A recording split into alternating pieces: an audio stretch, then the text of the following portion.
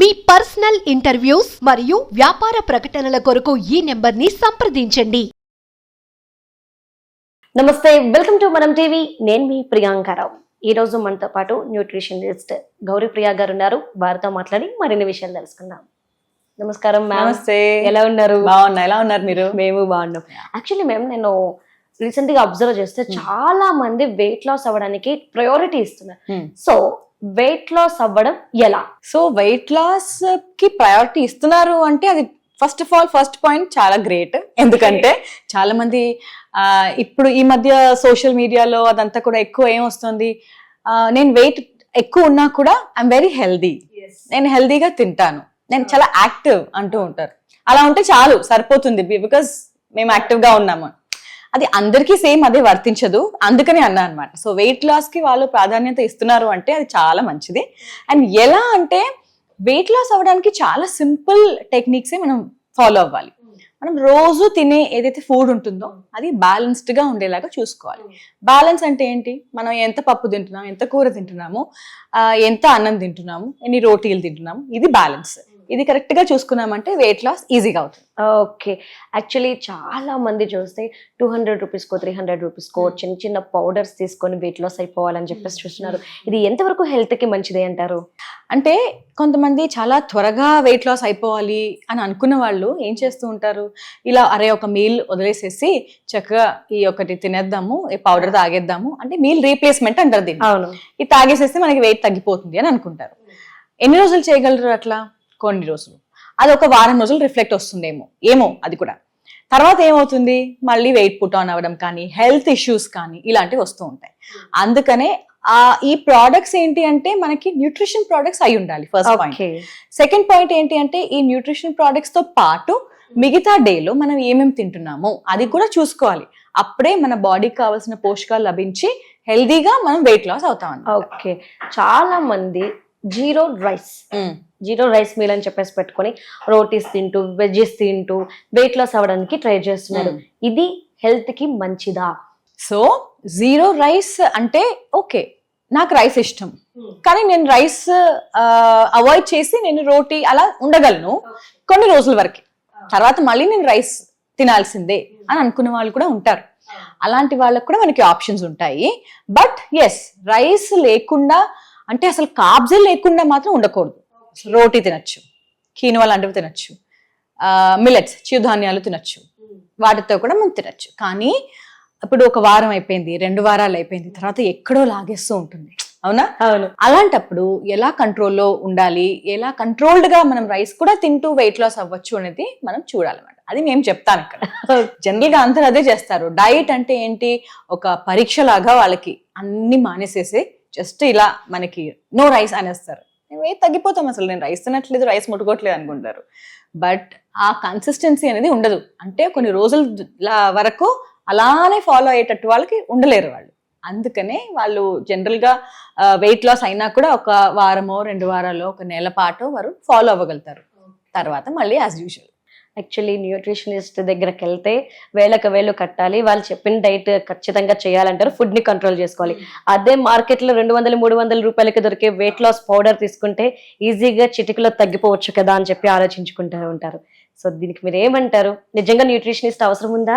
ఒక న్యూట్రిషనిస్ట్ మీరు ఆ క్వశ్చన్ అడిగితే డెఫినెట్ గా ఒక న్యూట్రిషనిస్ట్ కంపల్సరీగా అవసరం అండి. ఎందుకంటే ఇప్పుడు మనం చూస్తున్నాం, కొంతమందికి ఆకలి లేదు అంటూ ఉంటారు, నిద్ర పట్టట్లేదు అంటూ ఉంటారు, అప్పుడు రాత్రి వరకు అసలు ఏం తిన్న తర్వాత కూడా ఇమీడియట్ గా బ్లోటింగ్ కానీ హెవీనెస్ కానీ ఉంటుంది, హార్ట్ పెయిన్ వస్తుంది అంటారు. అది సింపుల్ గా హార్ట్ బర్న్ అని చెప్పచ్చు.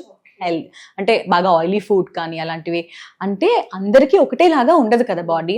ఇప్పుడు కొంతమంది ఏంటి అంటే హెవీ ఫుడ్ తింటారు, వాళ్ళకి ఓకే ఫైన్, లంచ్ టైంలో అలా తిన్నా అరిగిపోతుంది. డిన్నర్ టైంలో తింటున్నారు అనుకోండి, అదే పైకి తంతూ ఉంటుంది, అది హార్ట్ బర్న్. అది వాళ్ళకి తెలియదు. సో ఆ ఫీలింగ్ అనేది ఏంటి అనేది చెప్పడానికి, లేదా ఇలా ఎందుకు అవుతుంది అని చెప్పడానికి కూడా న్యూట్రిషనిస్ట్ అవసరం. ఇప్పుడు మేము ఇక్కడ ఏం చేస్తాము, అసెస్మెంట్ తీసుకుంటాం. మాకు ఎందుకు అసెస్మెంట్ కావాలి అంటే మీరు ఏం తింటున్నారు, మీకు నిద్ర ఎలా పడుతుంది, మీకు వాకింగ్ ఎక్సర్సైజెస్ ఎలా ఉన్నాయి, మీ టైమింగ్స్ ఏంటి, ఎంత క్వాంటిటీ తింటారు, ఇన్ని థింగ్స్ మేము అడుగుతాం కదా. వీటి వల్ల అంటే ఇలా ఈ ప్యాటర్న్ మీరు ఏదైతే ఫాలో అవుతున్నారో దీనివల్ల మీకు ఏ ప్రాబ్లమ్స్ వస్తున్నాయని కూడా మేము చెప్పగలం. సో అదే మేము చదువుకున్నది. సో ఒక న్యూట్రిషనిస్ట్ అంటే జస్ట్ ఏదో ఒక ఐటమ్ ఇలా రాసేసి ఫుడ్ ఇలా రాసేసి ఒక ఇచ్చేయడం కాదనమాట.